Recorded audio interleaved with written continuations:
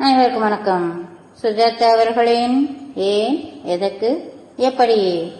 சிலர் தங்களுக்கு மிருக பாஷை தெரியும், பறவை பாஷை தெரியும் என்கிறார்களே, இது சாத்தியமா? என்ன பாஷை, எப்படி புரிந்து கொள்வது? மிருகங்களுக்கும் பறவைகளுக்கும் பாஷை என்பது ஒரு சில சிறப்பு சத்தங்கள் தான். அவற்றை சிலர் உன்னிப்பாக கவனித்து வேறுபாடுகளை அலசி இது ஏதோ சொல்கிறது என்று சிறப்பு சத்தங்களை நிரப்புகிறார்கள். குதிரை, நாய், புலி, சிங்கம் போன்றவற்றை பழக்கும் சர்க்கஸ்காரர்கள் பொதுவாக தண்டனை, பரிசு என இரு முறைகளை பயன்படுத்தி மனித மொழி ஆணைகளுக்கு கீழ்ப்படிய வைக்கிறார்கள். சொல் பேச்சு கேட்டு சரியாக செய்தால் உணவு, செய்யாவிடில் குச்சி. மிருகத்துக்கு மிருகம் உரையாடும் பாஷையில் மொத்தம் 3 வார்த்தைகள் தான். அபாயம், அழைப்பு, இங்கிருக்கிறேன். மற்றபடி யாராவது மிருகங்களிடமும் பறவைகளிடமும் கர் கர், கீ கீ என்று மிமிக்கிரி போல பேசினால் நம்பாதீர்கள். வல்லவனுக்கு புல்லும் ஆயுதம் என்பார்கள். இப்படி புல் போன்ற சமாச்சாரத்தை வைத்துக் கொண்டு அறிவியல் சாதனைகள் படைத்திருக்கிற வல்லவர்கள் யாரேனும் இருக்கிறார்களா? அது என்ன சாதனை? இருக்கிறார்களே. அலெக்சாண்டர் பிளெமிங் பெனிசிலின் கண்டுபிடித்தது அப்படித்தான். வேறு ஏதோ காரணங்களை தேடிக்கொண்டிருந்த பிளெமிங் தற்செயலாக மேஜை மேல் பரவி இருந்த மைக்ரோஸ்கோப்பில் நுட்பமாக கவனித்த போது அந்த இடத்தில் மட்டும் பாக்டீரியா இல்லை என்று அறிந்தார். உடனே முக்கிய ஆராய்ச்சியை விட்டுவிட்டு அந்த காளானிலிருந்து பென்சிலின் தயாரிக்க முற்பட்டார். இப்போது இந்த ஆன்டிபயாட்டிக்ஸ் 1000 கோடி வியாபாரம். வல்லவனுக்கு, அதாவது எந்த ஆச்சரியத்துக்கும் தயாராக இருப்பவனுக்கு புல்லும் காளானும் ஆயுதம். டிஎன்ஏ மரபணு சோதனை மூலம் குழந்தைக்கு யார் அப்பா அம்மா என்பதை கண்டுபிடித்து சொல்கிறார்களே, இது எப்படி சாத்தியம்? 100% உண்மையாக இருக்குமா? மரபணுவின் கட்டட அமைப்பை ஒப்பிட்டு பார்த்துதான் சொல்கிறார்கள். ஒரு பிள்ளைக்கு இவர்தான் தகப்பனார் என்று 99.99999% சொல்ல முடியும். தாயார் என்பதை 100% உத்தரவாதமாக சொல்லிவிட முடியும் என்கிறார்கள். ரத்தம் அல்லது எச்சிலை சாம்பிள் எடுத்து அதன் டிஎன்ஏவை ஆராய்ந்தாலே போதும். இதன் டெக்னாலஜியை விவரிக்க மாலிக்யூலர் அடையாளங்களை ஒட்ட வைத்தல், பாலிமரேஸ் டிஎன்ஏ துணுக்குகளை பிரதி எடுத்தல், சரிபார்த்தல் என்று குழப்ப விருப்பமில்லை. கணினி உலகத்தின் அரசர் என்று அழைக்கப்படும் Bill Gates south Indians are the most intelligent people on the earth என்று சொல்லியிருக்கிறாரே, உண்மையா? பில்கேட்ஸ் தென்னிந்தியா வந்திருக்கும் போது அப்படி சொல்வார்.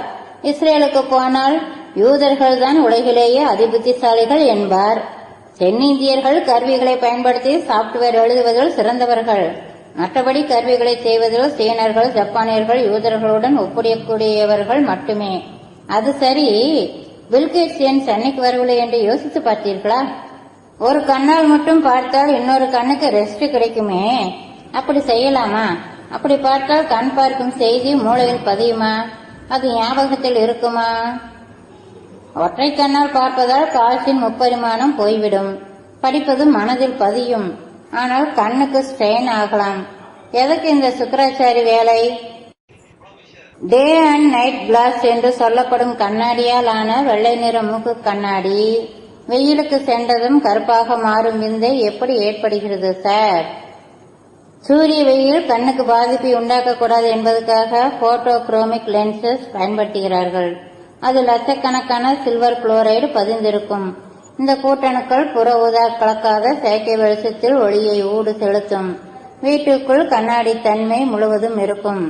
வெளியே சூரிய வெளிச்சத்தில் செல்கையில் சூரிய கதிர்களில் உள்ள அல்ட்ரா வயலட்டினால் கண்ணாடியில் பதிந்திருக்கும் சில்வர் குளோரைடு மாலிக்யூல்களின் எண்ணிக்கை அதிகமாகும்.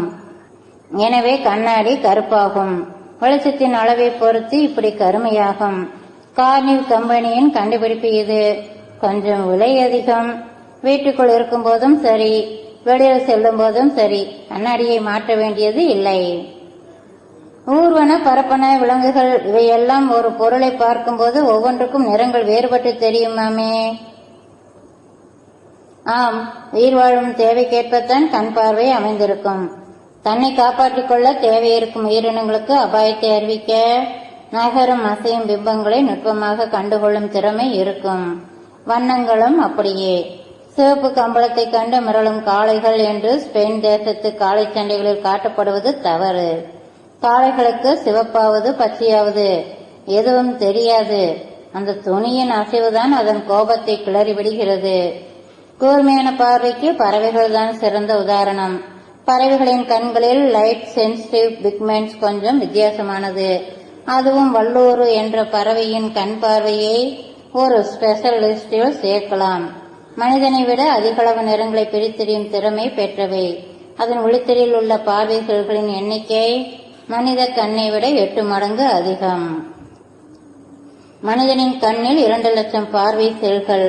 ஒரு குறிப்பிட்ட தூரத்திலிருந்து ஒரு எலியை நாம் பார்ப்பதற்கும் அதே எலியை அதே தூரத்திலிருந்து வல்லூறு பார்ப்பதற்கும் வித்தியாசம் கிடைக்கும். விஷன் வித்தியாசத்தைத்தான். ஆந்தைகள் நகர்த்த முடியாத பெரிய கண்களையும் அகன்ற ஸ்டீரியோகோபிக் பார்வையும் கொண்டவை. இந்த அமைப்புதான் குறைந்த வெளிச்சத்தில் கூட எலியை கண்டுபிடிக்க உதவுகிறது. எலி நகர்ந்தால் ஆந்தை தன் தலையைத்தான் இடம்பலமாக திருப்பி பார்க்கும். பூனையின் விஷயம் வேறு. அவற்றின் கண்கள் கூர்மையானவை என்றோ எல்லா நிறங்களையும் பிரித்தறியும் சக்தி கொண்டவை என்றோ சொல்ல முடியாது. ஆனால் அதன் கண்களின் பாப்பா அகலமாக விரிந்து குறைந்த வெளிச்சத்தை கூட அதிகமாக உள்வாங்கும் சக்தி பெற்றவை. அதோடு பூனையின் கண்களுக்கு பின்னால் ஒளியை பிரதிபலிக்கும் டேப்டம் என்ற செல்கள் ஒரு லேயராக பதிந்திருக்கும். இரவு நேரத்தில் பூனையின் கண்களுக்குள் செல்லும் நேரான வெளிச்சம் அந்த டேப்டமில் பட்டு பிரதிபலித்து அதன் கண்கள் தங்க ஒளி பெற்று மின்னும். இறந்தவர்களின் உடலில் இருந்து 6 மணி நேரத்துக்குள் உறுப்புகளை எடுத்து இன்னொருவருக்கு பயன்படுத்தலாம் என்கிறார்கள். இந்த 6 மணி நேர கணக்கை பற்றி விளக்குங்கள் சார். பொதுவாக விபத்துகளில் இறந்தவர்கள் பிரெயின் டெட் நிலையில் அவர்களின் உறுப்புகளை மற்றவர்களுக்கு தானம் செய்ய முடியும். இரத்த அழுத்தத்தை ஸ்திரப்படுத்தி வைத்து உடனே ஆபரேஷன் செய்து இதயம், கல்லீரல், சிறுநீரகம், கண்கள் அனைத்தையும் நீக்கிவிடலாம். அவற்றை உடனே காத்திருப்பவர்களுக்கு கொடுக்கலாம். 6 மணி நேரத்துக்கு மேல் தாமதமானால் உறுப்பியை நீக்கிய பின் அவற்றை சில தனிப்பட்ட திரவங்களில் அலம்பி ஸ்டெர்லைஸ் பைகளில் வைத்து கூலரில் வைத்து விடுவார்கள். உடனடியாக பயன்படுத்தினால் பலன் தர அதிக வாய்ப்பு உண்டு. நீண்ட நேரம் தாங்காது. 6 மணி நேரத்துக்குத்தான் இறந்தவரின் இரத்த அழுத்தத்தை ஸ்திரப்படுத்தி வைக்க முடியும். கையில் புண் ஏதாவது இருந்தால் குழாய் தண்ணீரை தொடும்போது லேசான ஷாக் அடிக்கும் உணர்வு ஏற்படுகிறது. ஏன்? ஒருவேளை புண்ணில் நரம்பு முனை வெளியே தெரியலாம். அதில் நீர் பட்டால் மூளைக்கு ஒரு மின்னலின் அதிர்ச்சி போல் இருக்கும். ஒருவேளை முழங்கையில் ஒரு இடத்தில் சுண்டினால் ஷாக் அடிக்குமே எல்லாம்.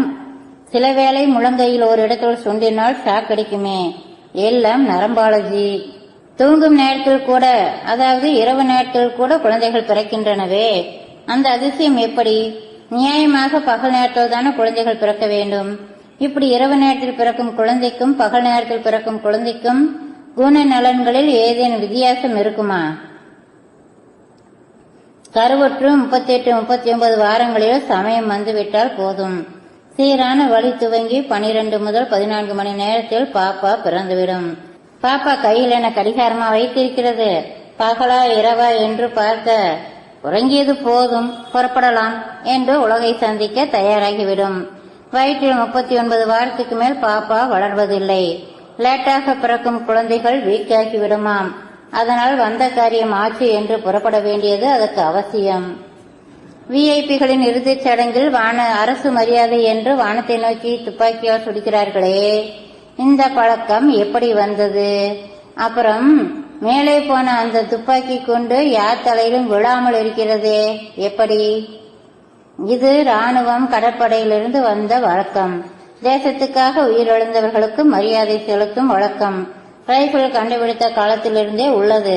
தேசத்துக்காக வாழ்ந்து இயல்பாக இறந்த தலைவர்களுக்கும் இந்த மரியாதை தரப்படும். சவப்பெட்டியை தேசிய கொடியால் மூடுவதும், மௌனமும், பகில் வாசிப்பதும், துப்பாக்கியை தலைகீழாக்குவதும், தலை தொங்க போடுவதும், வான் நோக்கி சுடுவதும் ராணுவ பழக்கங்கள். அங்கோலா நாட்டில் ஒரு சம்பவம். இப்படித்தான் இறந்து போன ஒரு தலைவருக்கு மரியாதை செலுத்த துப்பாக்கி குண்டுகள் முழங்கின. அடுத்த வினாடி வீரர் ஒருவர் தடால் என்று சுருண்டு விழுந்தார். சுற்றி இருந்தவர்கள் பதறிப்போனார்கள். 3 நிமிடம் கழித்து வீரரின் உடலில் காயம் எங்கே என்று தேடினார்கள். கடைசியாக அவர் முகத்தில் தண்ணீர் அடிக்க தலையை குலுக்கி எழுந்து உட்கார்ந்தார். 8 மணி நேரம் வெயிலில் நின்றதால் மயக்கமாக்கி விழுந்திருக்கிறார். பாவம். வீரர்கள் வானத்தை நோக்கி சுட்டபின், நீங்கள் பயப்படாதீர்கள், அவையெல்லாம் பிளைன் கார்ட்ரிட்ஜ்கள், தலைமேல் விழாது. கண்கள், கன்னங்கள், விரல்கள் என்று உடம்பில் ஏதாவது ஒரு பகுதி சில சமயம் துடிக்கிறதே, ஏதாவது நரம்பு கோளாறா?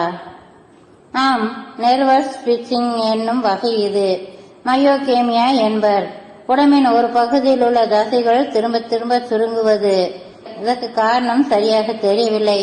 இது ரொம்ப தொந்தரவு கொடுத்தால் போட்யூலினம் என்னும் மருந்தை துடிக்கும் இடத்தடிகள் இன்ஜெக்ஷன் போட்டுக்கொண்டால் பற்றென்று துடிப்பது நின்று போகும். எதுக்கும் நியூராலஜிஸ்டை கேட்டு விடுங்கள். துடிப்பு மட்டும்தான் என்றால் பிரச்சனை இல்லை.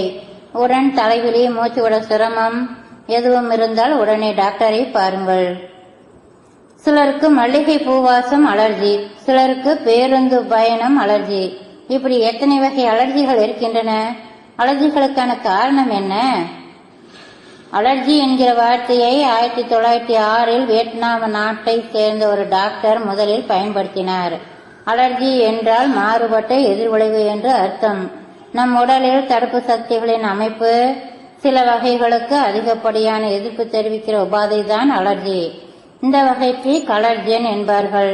ஆஸ்துமா ஒரு அலர்ஜி, வீட்டில் தூசு ஒரு அலர்ஜி, மகரந்தம், பூச்சிக்கறி, ஏன் சில உணவுப் பொருள்களின் நிறம் கூட சிலருக்கு அலர்ஜியை உண்டாக்கும். இதன் காரணம் இன்னும் சரியாக கண்டுபிடிக்கப்படவில்லை. இதற்கு நிவாரணம் கலர்ஜென்னை அடியோடு தவிர்ப்பதுதான். கணவன் மனைவி அலர்ஜிக்கு ஒன்றும் செய்ய முடியாது. தனித்தனி ரூம் தான் சிகிச்சை. மீண்டும் சந்திப்போம். நன்றி நண்பர்களே.